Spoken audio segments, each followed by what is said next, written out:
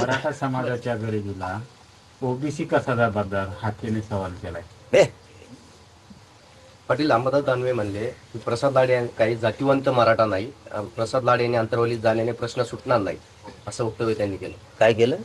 प्रसाद लाड हे जातीवंत मराठा नाही, अंतर्वलीत ते गेल्याने प्रश्न सुटणार नाही, सरकारला त्यांनी बोलावं, असं देखील अंबादास दानवे म्हणले.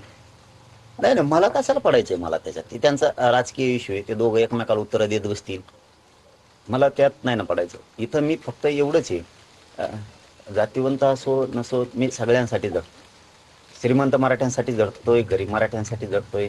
दानवे साहेब काय बोलले ते त्यांचा राजकीय प्रश्न आहे, दोघं एकमेकाला काय बोलायचंय काय उत्तरं द्यायचं ते नक्की देतील. पण मी तरी भाजपच्याही मराठ्यांसाठी झटतोय, जीवाचं रान करतोय. मी काँग्रेस शिवसेनेच्या राष्ट्रवादीच्या सगळ्या पक्षाच्या लेकरा बाळांच्या कल्याणासाठी झटतोय. त्यांच्या पक्षात जरी ते आमदार मंत्री असले तरी त्यांचे कार्यकर्ते मराठा आहेत, त्यांच्या लेकीबाळीसाठी लेकरा बाळांच्या कल्याणासाठी इतका जीव जाळतो आम्ही, इतकं झटतोय की जीवाचं रान करून टाकलं. इतकं लढताना ज्याला त्याला माहीत असतं. मला पहिल्याच उपोषणानं इतके हाल आहेत माझे, माझ्या पोटात प्रचंड आग होती, मला पहिलाच प्रचंड त्रास. त्याच्यातही मी या एवढ्या तळपत्या उन्हात, कारण सूर्य आता सध्या इतका आग ओकतोय, आज लोक 11च्या नंतर बाहेर सुद्धा निघत नाहीत 5 वाजेपर्यंत. सकाळी 11 ते तिसरा पारा 5 वाजेपर्यंत बाहेर सुद्धा निघत नाही, 6 वाजेपर्यंत निघत नाही. या तळपत्या उन्हात मी माझ्या समाजाच्या लेकराच्या कल्याणासाठी उन्हात स्वतःला बाजून घ्यायला लागलोय ना. सरकारला हे तरी लक्षात आलं पाहिजे मुख्यमंत्र्यांच्या की इतक्या वेदना आहेत ना, का बरं आपण या समाजाला इतकं तळपायला लावायचं. मराठ्यांच्या लेकरा बाळाने काय केलं? तुमचं आमचं काय वैर असेल तर तुम्ही आम्हाला फासावर द्या, पण माझ्या गोरगरीब मराठा समाजाच्या लेकरा बाळांना का वाटोळं करताय? त्यांनी तुमचं काय केलं?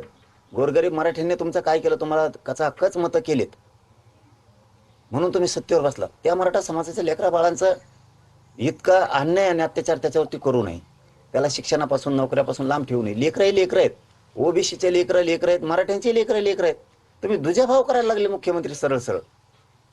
ओबीसीच्या लेकरांना काही पण द्यायचं, मराठ्यांच्या लेकराला काही द्यायचं नाही. असं कुठं सरकार असतं का? असली कुठं सत्ता असती का? असं मला हे नाही आवडलं हे महाराष्ट्राला. शेतकऱ्यात पण तुमची तीच भूमिका, गोरगरीबात तीच भूमिका, दलित मुस्लिमात तुमची तीच भूमिका, धनगरांच्या लेकरा बाळात तीच भूमिका तुमची. त्या बंजारा समाजाच्या लेकराचं वाटलं झालं, तुम्ही ते तीच भूमिका. तुम्ही का वागताय काही कळतच नाही. असं तुम्ही लेकरात भेद करू नका. सर्वसामान्याचे लेकरं लय पोटाला चिमटा घेऊन गोरगरिबांनी ते लेकरं वाढवलेत आणि ते लेकरं शिकवले सुद्धा.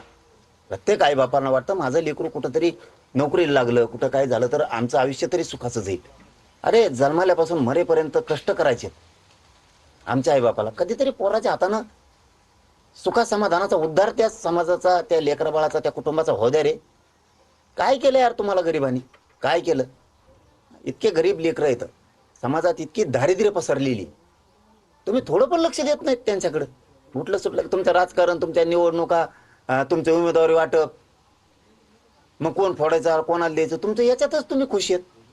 जनता कधी सुखी करायची? तुम्हाला कधी जनता खुश करायची? कधी तुम्हाला पाठीवर थाप मारून घ्यायची जनतेची? काय केलं गरीबाच्या लेकरांनी? केलं काय? तुम्हाला हाय लागल त्या गरीबाच्या लेकराची.